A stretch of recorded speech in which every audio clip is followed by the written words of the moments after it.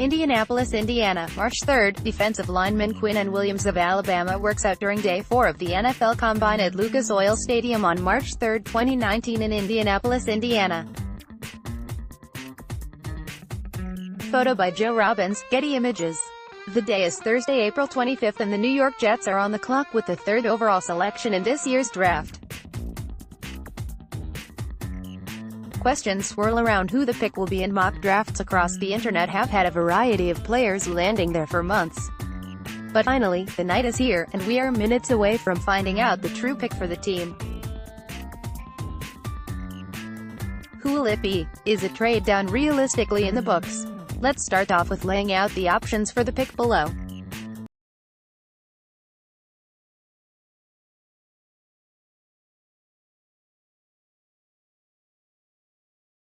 3. Pick and open to trading former first-round linebacker. https://t.co/oye3xyz NFL update at My Sports Update, March 24, 2019. The truth is that the Jets could go a variety of ways with their pick, and all could be justified.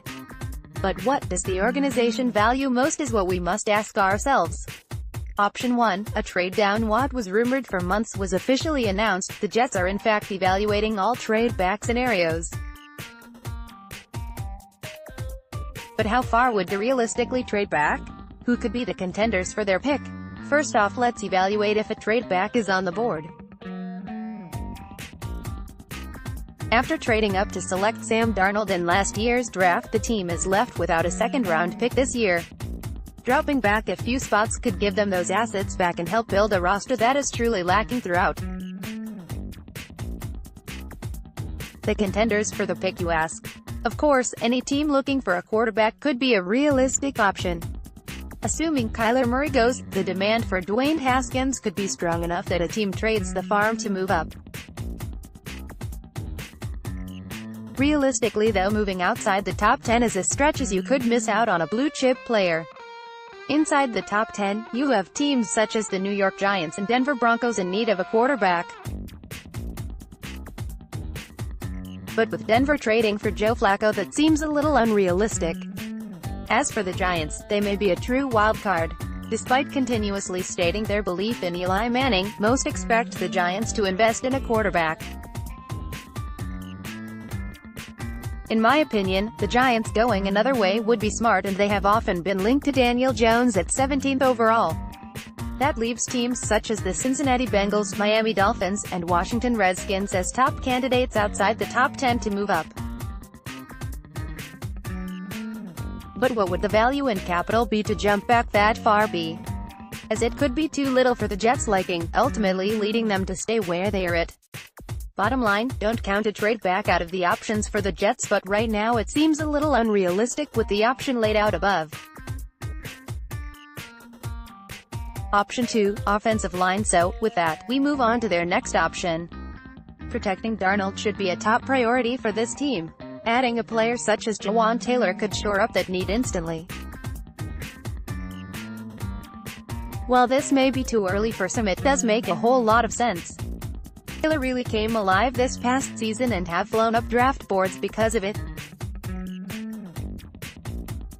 A true right tackle who has a blend of size, length, power, and movement to be an instant impact for the team who drafts him.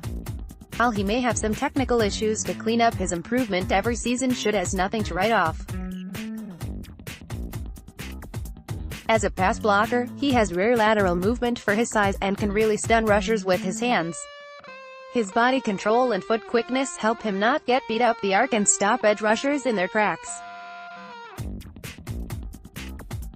Cleaning up his hand placement and timing of his punches will only help him at the next level. Option 3, take good players. Quinnen Williams, you've probably heard the name before. Yeah, the most dominant player in college football last year. Who wouldn't want him? Even better, he is a legit need for the Jets. While yes, they do still have Leonard Williams, it's looking more and more like a new contract with the team is not in the long-term plans. His name has been repeatedly put in the trade block conversation, so why not take his replacement before you give up an asset of his stature? There's a legit argument to be made about Williams being the best player in this year's class. And with Nick Bosa likely off the board, he is definitely the best available. One of the best pieces of advice to remember during the draft is to not let good players prevent you from taking great ones. Option 4. The pressure's on you. No, I've heard putting pressure on an opposing team's quarterback is a good thing. You know what the Jets have been lacking the past few years? That's right, pressure off the edge. So logically in this year's stacked class, they could have any number of choices when they are on the clock. As stated above, Bosa is most likely gone here, but he would be the easy choice if available. That leaves the likes of Brian Burns and Josh Allen as realistic options for the team. First off, the second best edge player and top 5 player in this year's class, Brian Burns. This kid has been for days, boosting the best flexibility in the class. On top of that, Burns silenced all questions about his weight coming into the combine at 249 pounds and then tested out the roof, showing everyone he has a ton of explosiveness with the weight added. But don't be fooled, he also has counter moves at his disposal for days. He constantly sets up blockers thinking 2 or 3 moves ahead at times. On top of that, he has a nasty spin move that'll put move tackles in a blender. Enough about my man crush in this year's draft, let's move on to Allen. Allen ran circles around tackles all last season and has often been described as the best player many offensive linemen faced all year. The tape definitely backs up the stats, and he took a gigantic step this past season. Option 5. Let's talk wildcards. Let's have some fun with it. I mean, after all, that's what we are all here to do, right? DK Metcalf, come on down. In reality, the team likely won't go this direction, as they have prevalent other needs and the depth of the receiver class is immense, but it's fun to toy with the idea. A lot has been said about Metcalf's ability since his combine performance. Yes, it's true he ran a fast 40, and yes, it's true he ran a 3-cone in the 2nd percentile. Both are true and shouldn't be taken too much out of context. While his 3-cone is bad, it doesn't mean he can't run a route or break out of them. He has shown plenty on tape of him doing so and has all the traits to expand his route tree further than Ole Miss system allowed. Metcalf has the size, speed, and playmaking ability to be very successful in an NFL offense. Main photo, embed from Getty Images.